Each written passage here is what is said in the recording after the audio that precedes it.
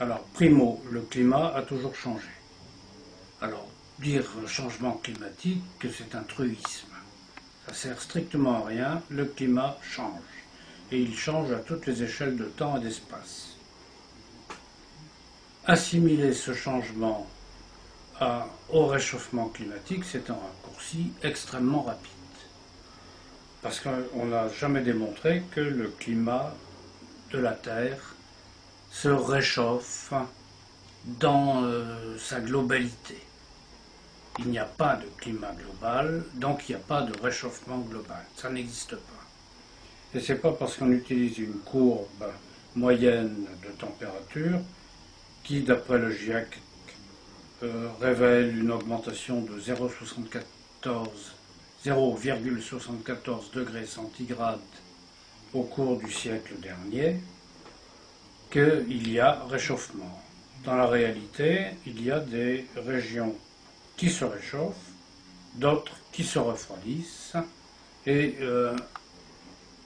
c'est pas parce qu'on fera la somme entre une région qui se réchauffe et une qui se refroidit qu'on va obtenir une température moyenne entre, par exemple, les États-Unis ou la partie Amérique du Nord et l'Europe. On ne peut pas réaliser ce genre de moyenne, et surtout à l'échelle globale. Et pourtant, ça se fait. Oui, ben ça se fait parce que c'est pratique, parce qu'on peut additionner des torchons, des serviettes et tout mélanger, mais ça n'a, sur le plan climatique, strictement aucune valeur. Donc, c'est plutôt pour des raisons politiques ou économiques. Ah non, ça je sais pas. Je sais pas, mais attendez, Ouais. vous m'avez posé Ouais. de multiples questions. Ouais. D'abord, est-ce que la Terre se réchauffe? Non, on n'en sait rien. On n'en sait rien. Par contre, la question à se poser, c'est pourquoi y a-t-il des régions qui se réchauffent? Pourquoi y a-t-il des régions qui se refroidissent? Si on ne se pose pas ce genre de questions, on ne fait pas de la météorologie ou de la climatologie, on fait n'importe quoi. On fait surtout de la climatologie people. Ensuite, dire que le changement climatique est dû à l'effet de serre, ça c'est encore une nouveauté, mais on connaît les causes du changement climatique, elles se trouvent dans tous les manuels de climatologie, que ce soit les paramètres de Milankovitch, que ce soit les variations de l'activité solaire, que ce soit le géomagnétisme, puisqu'on en parle maintenant, que ce soit le rayonnement cosmique, toutes ces causes-là, on les a déjà déterminées, on les connaît. J'ai oublié le volcanisme. Oui, avec Aaron Taziev. Le volcanisme qui, au contraire des autres, au contraire, mais qui lui peut entraîner des refroidissements de plusieurs années. Donc les causes, si on parle de causes, on peut faire l'inventaire de causes. Mais par contre, dire que le gaz carbonique est à l'origine des variations climatiques, ça c'est encore une nouveauté sans fondement. Mais vous savez que... Le principal gaz à effet de serre, c'est pas le gaz carbonique, c'est la vapeur d'eau. Et la vapeur d'eau agit à 95% sur ce que l'on appelle l'effet de serre. Oui, mais on peut vous dire que la vapeur d'eau est produite par justement ce réchauffement climatique qui fait Pas du que... tout. etc. Mais est-ce que vous Pas du tout. est-ce que vous savez ce que vous dites là, c'est considéré comme aujourd'hui comme du négationnisme, quoi. Oui, mais bon, on peut utiliser n'importe quel terme. Je me rappelle avoir dit ces propos-là en citant certains de vos collègues. Oui. Et dans un dîner, on m'a dit que je faisais du négationnisme. J'étais équivalent à ceux qui disaient que les chambres à gaz n'ont pas existé, quoi.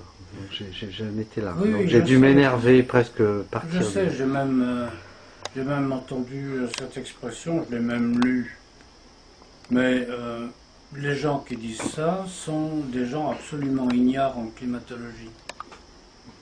Oui, c'est des mathématiciens et des physiciens, parfois. Ignares en climatologie.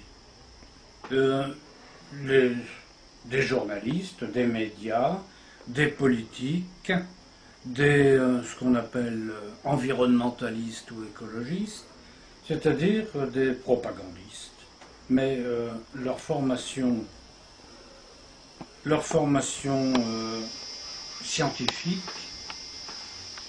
est nulle sur ce plan-là. On nous a toujours caché, ou les médias ont caché, que d'abord la température est modifiée, et ensuite, au moins 800 ans après, ça peut aller de 800 à 4000 ans, c'est le taux de CO2 qui se modifie. C'est la température qui fait varier le taux de CO2, et pas l'inverse. Oui. Pas l'inverse. Et pourquoi pas l'inverse? Le CO2 fait varier la température, c'est ce que nous dit le GIEC. Oui. La nature, elle, répond, c'est la température qui varie d'abord et le CO2 ensuite. Donc on est dans un cercle. Non, on est dans la contradiction Oui. flagrante par rapport à la réalité des phénomènes météorologiques. Le climat évolue, il a toujours évolué, mais il n'évolue pas de la façon dont nous, ou plutôt le climat ne sera pas ce que nous annoncent les modèles. Donc si on veut pouvoir s'adapter à l'évolution, pas future, mais l'évolution proche du climat dans les 10-20 ans qui viennent, eh bien il faut déterminer réellement et précisément cette évolution et mettre au point les méthodes pour s'adapter. Parce que l'homme n'a qu'une chose à faire par rapport au climat, c'est s'adapter. Donc il est impossible de prévoir au-delà d'une dizaine de jours, prévoir un trimestre, évidemment, ça n'a aucune valeur. Donc Et vous voulez prévoir 50 ans ou 100 ans à l'avance, alors là, c'est carrément Mais malgré- de l'astrologie. mais Pour la prévision immédiate, on dispose d'outils qui sont excellents, ce sont les photos de satellites. On voit où sont les perturbations aujourd'hui et on peut deviner, sans beaucoup d'erreurs, ce qu'elles deviendront dans les jours qui viennent. Et vous vous en servez de ça, les Oui, photos bien sûr. satellites Oui, Vos outils, c'est quoi les photos satellites? photos de satellites, cartes, Les ballons. synoptiques, les radiosondages, enfin tout ce qui est observation. Oui, d'accord. Mais observation réelle des phénomènes. Sur toute la Méditerranée, et en particulier sur le sud de la France, c'est une hausse très forte, régulière, de la pression atmosphérique. Oui.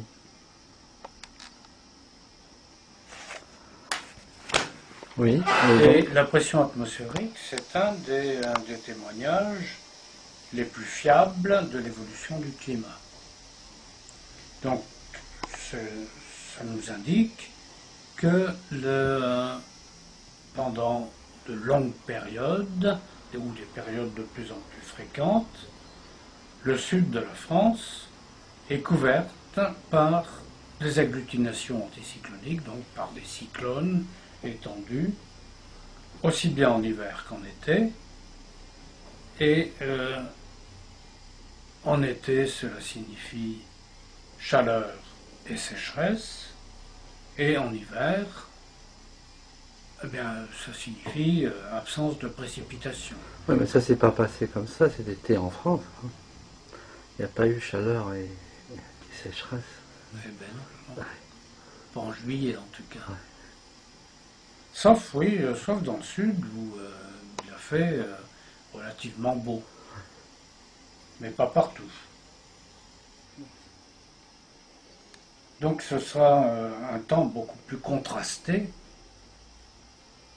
avec des périodes sans pluie, relativement longues, et des périodes de pluie intense. Voilà ce que peut être en France l'évolution future du climat. Oui, c'est ce qu'on voit un peu dans certaines régions, dans le Var par exemple. Oui, oui, des phénomènes d'une intensité beaucoup plus forte. Ouais. Qu'on met sur le dos du réchauffement climatique Oui, du CO2. et du CO2. Je ne vois pas d'ailleurs, personne nous a fait la démonstration pour nous montrer comment le CO2 intervenait dans la marche des perturbations. C'est ça qui est intéressant. Oui. Que quelqu'un nous dise, vous voyez là, juste à cet endroit-là, c'est le CO2 qui intervient. Personne ne l'a fait, hein. C'est impossible à faire. Ça ne veut pas dire qu'il y a une sorte d'opacité qui se constitue ou quelque chose de genre, non? Qu'il y ait plus de gaz carbonique. Quelle est l'explication officielle d'habitude? Le fait qu'il y ait une hausse du taux de gaz carbonique, ça induit quoi, généralement? Une meilleure végétation. Oui, C'est tout ce que... oui. Vous savez, Et on nous dit... et la mort d'un certain nombre d'espèces, etc. Vous savez, le Monde avait fait ce numéro spécial là-dessus. On disait qu'en fin de compte, c'est des espèces les plus nuisibles, entre guillemets, genre sauterelles ou scorpions. Enfin, Influencé par le gaz carbonique? oui, influencés par le réchauffement climatique. C'est ça, Ah, enfin. le réchauffement, Oui, oui. oui, c'est ça. Et le réchauffement, C'est 0,74 degrés centigrades, plus ou moins 0,18, ce qui peut faire donc soit 0,5 degrés, soit 1 degré. Tout ça, ça pourrait entraîner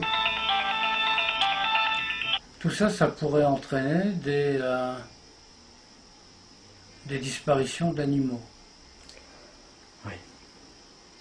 Nous sommes à 380 ppm.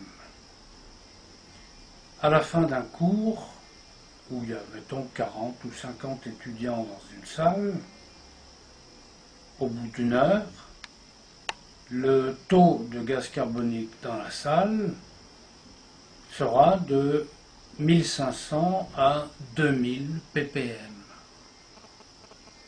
Et à la fin du cours, il n'y aura aucun malaise et pas de disparition. ppm, ça veut dire quoi? Partie par million, Oui. en volume. Et personne ne sera mort à la fin du cours. Lorsque j'expire, mon haleine contient 50 000 ppm. Donc je devrais être complètement mort. Ça devrait être immédiat. Alors quand on nous présente le gaz carbonique comme un danger, voilà encore une absurdité. Oui, parce qu'il y a une énumération incroyable d'espèces qui meurent à cause de ça, Oui, selon... oui, bien sûr. Alors que le taux, des expériences ont été faites, ce qu'on a appelé biosphère,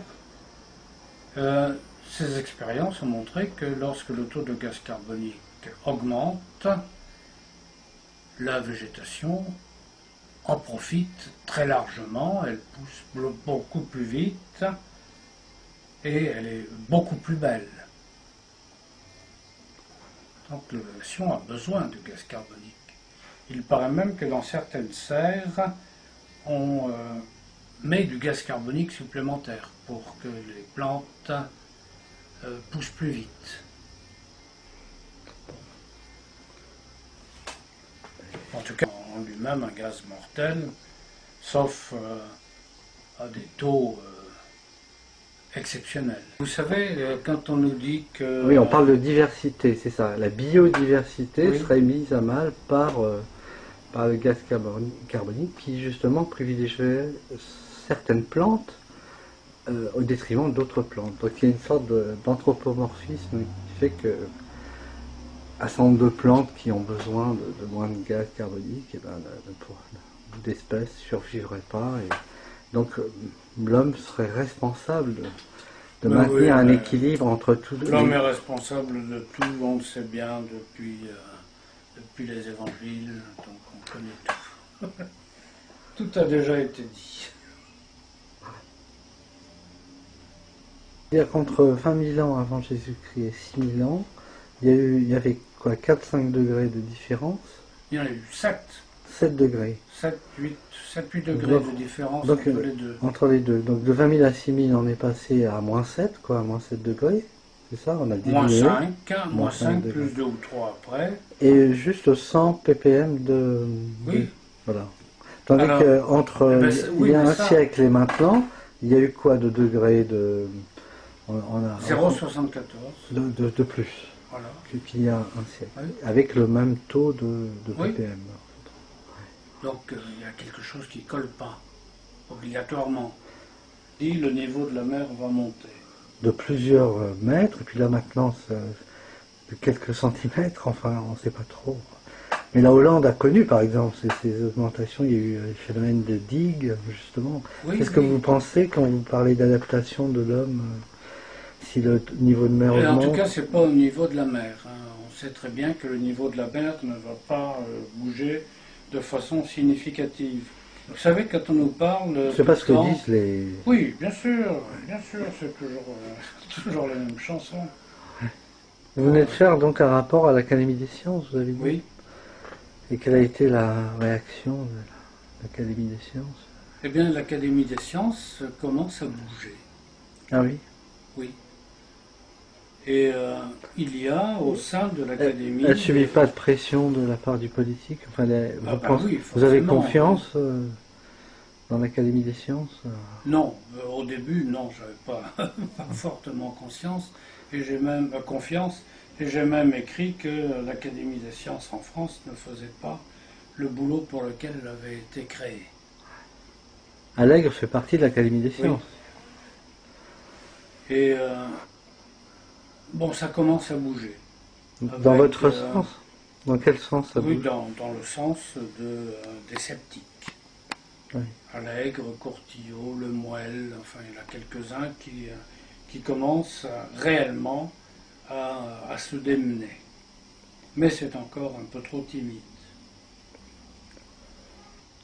Alors l'homme respire, l'homme pollue, alors CO2. Oui, donc c'est pour des raisons politiques et économiques. Oui, mais quelles raisons économiques? Le fait que le taux de croissance était assez minime avant l'explosion des pays émergents comme la Chine, l'Inde, etc. Il y a une vingtaine d'années, on parlait de stagnation, de stagflation, et il y avait une saturation des produits moyens de vente. Et il fallait bien relancer la machine. Au niveau keynésien, l'idée c'est de créer de nouveaux débouchés et donc Oui, de nouveaux. ça, bon, si ça les intéresse, moi je suis pas opposé, mais qu'ils laissent le climato travailler tranquille et qu'ils arrêtent de dire des bêtises, parce que franchement ce sont des bêtises. Bon, bah, écoutez, je vous remercie, Monsieur Leroux, et puis à une prochaine fois peut-être. Ok.